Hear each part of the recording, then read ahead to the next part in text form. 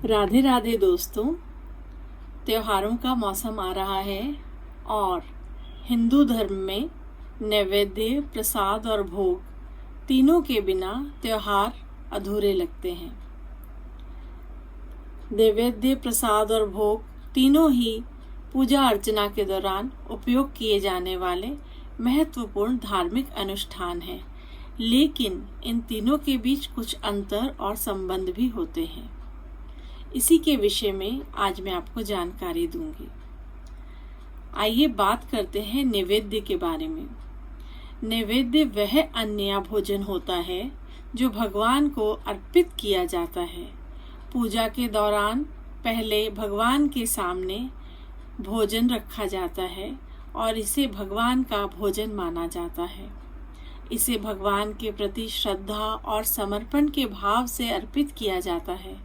नैवेद्य में विभिन्न प्रकार के फल, मिठाई, अन्य भोजन शामिल हो सकते हैं, जिन्हें पहले भगवान को अर्पित किया जाता है और फिर वह प्रसाद के रूप में वितरित होता है।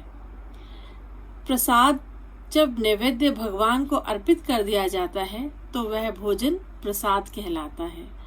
प्रसाद वह भोजन होता है जिसे भगवान के आशीर्वाद से भक्तों के बीच में बांटा जाता है।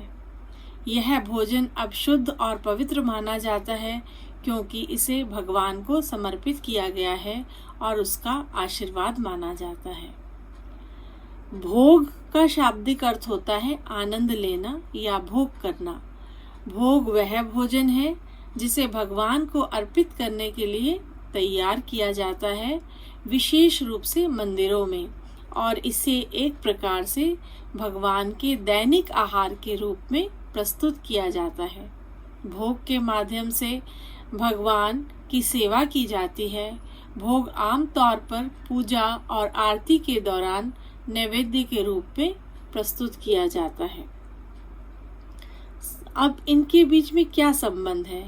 नैवेद्य तो वह प्रारंभिक भोजन है जो भगवान को अर्पित किया जाता है और भोग वह भोजन या सामग्री है जो भगवान की सेवा के लिए समर्पित है और नैवेद्य के रूप में भी इसका प्रस्तुति की जाती है।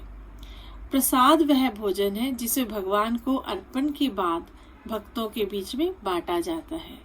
इस प्रकार नैवेद्य भगवान को अर्पित करने की प्रक्रिया है, भोग भगवान जी को दिया हुआ भोजन है और प्रसाद वह भोजन है जो भगवान के आशीर्वाद के रूप में भक्तों तक पहुंचता है। आशा करती हूँ यह जानकारी आपको पसंद आई होगी। धन्यवाद।